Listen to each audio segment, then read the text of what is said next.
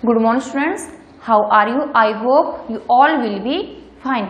Today I am going to start first chapter of term 2 your SST book.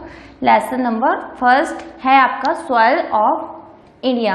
तो firstly I read this chapter and you all listen carefully.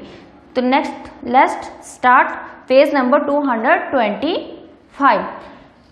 Soil of India, Bharat की मिट्टी।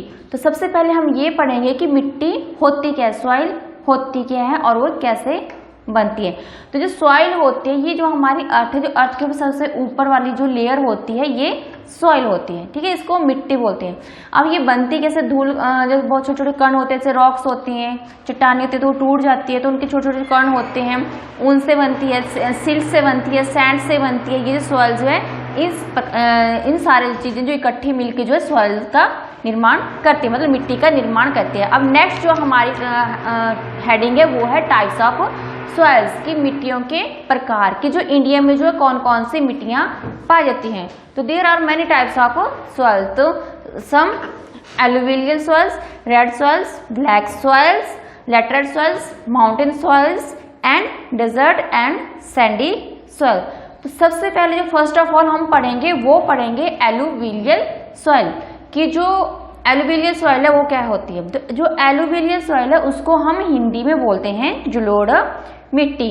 और ये जलोढ़ मिट्टी है ये हमारे इंडिया के नॉर्दर्न साइड पाई जाती है, ठीक है, मतलब कि उत्तरी भारत में पाई जाती है। और ये जो जलोढ़ मिट्टी है एलुवियल सॉइल ये ज्यादा फर्टाइल्स है, मतलब कि फर्टाइल्स होता है, बहुत ही उपजाऊ मिट्टी है, ठीक है। और यह इसमें जो है कौन कौन सी चीजें होती है, राइस होता है, राइस मतलब चावल, बीट, गेहूं, maize, sugar cane, tobacco, pulse, cotton, ये सारी चीजें जो है जलोढ़ मिट्टी में होती है। नेक्स्ट है हमारी ब्लैक सॉइल।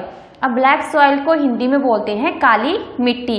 अब जो काली मिट्टी होती है, जो हमारा वोल्केनो होता है या ज्वालामुखी जो विस्फोट होता है उससे जो लावा निकलता है, उस लावा का जो ठंडा हो जाता है तो उस लावे के ठंडा होने से जो मिट्टी बनती है उसको हम बोलते हैं ब्लैक सॉइल, ठीक है।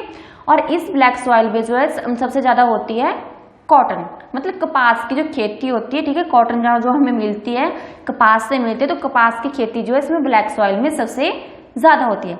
नेक्स्ट है हमारी रेड सॉइल, जिसको हिंदी में बोलते हैं लाल मिट्टी। अब ये जो रेड सॉइल है इसमें जो मॉइस्चर की जो है क्षमता तो बहुत कम होता है। मॉइस्चर मीन्स नमी, जैसे जो पानी होता है ना, मिट्टी पानी सोखती है तो जो हमारी क्रॉप्स होती है, फसलें होती है, उनको पानी की काफी ज्यादा जरूरत होती है।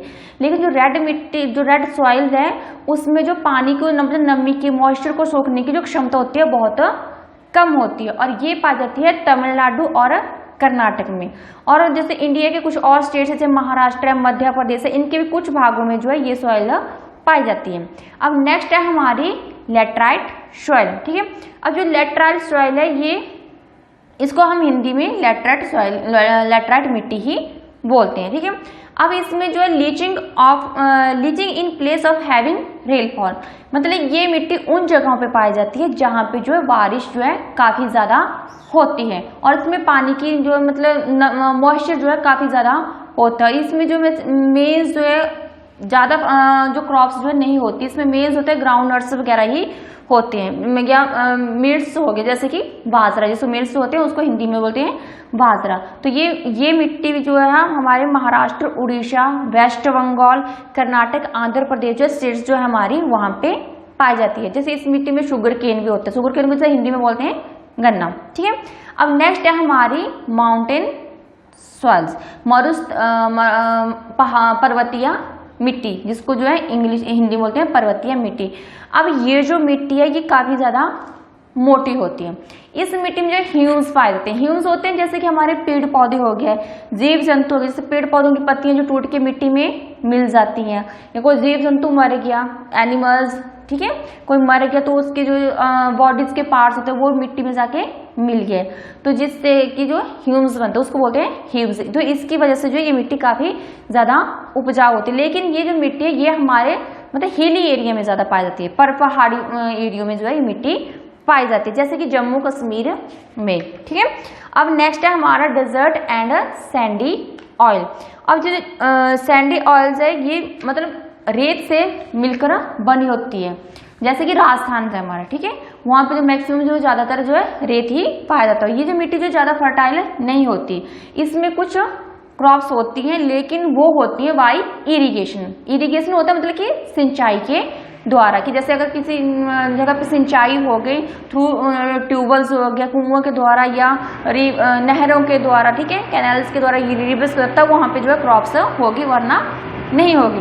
अब नेक्स्ट है हमारा सॉइल इरोजन, ठीक है, आपका पेज नंबर 28 पे है सॉइल इरोजन। अब सॉइल इरोजन क्या होता है कि मृदा अपरदन। अपरदन क्या होता है कि मिट्टी का जो ऊपर में जो हमारी अर्थ है, अब मिट्टी कहाँ पाई जाती है, जो हमारी अर्थ है उसके सबसे ऊपर वाली जो लेयर होती है, ठीक है, तो जो उस लेयर का जो मतलब बह जाना, अब कैसे बहेगी, थ्रू एयर से हवा चलेगी बहुत ज़्यादा तो उसके थ्रू बह जाएगी या फिर पानी के थ्रू बह जाएगी, तो जिसके कारण जो है हमारी जो मृदा है, मिट्टी है, सॉइल है, वो काफ़ी ज़्यादा बह जाएगी, उसकी जो फर्टाइल जो क्षमता है, उपजाऊ जो क्षमता वो बह जाएगी। अब नेक्स्ट हेडिंग है कि इसको हम रोकेंगे कैसे, कि हम इसको कैसे रोक सकते हैं। तो फर्स्ट है हमारा कि ज़्यादा से ज़्यादा हम जो है ट्री लगाएं, ठीक है, और जैसे कि हमारे जो खेत हैं, ठीक है, तो वहाँ पे साइड में जो मेंढे वगैरह होती है उसको लगाएं, ठीक है, या जहाँ नदियाँ वगैरह वहाँ पे जो है बांध वगैरह बनाए, तो जिसकी वजह से जो मिट्टी है वो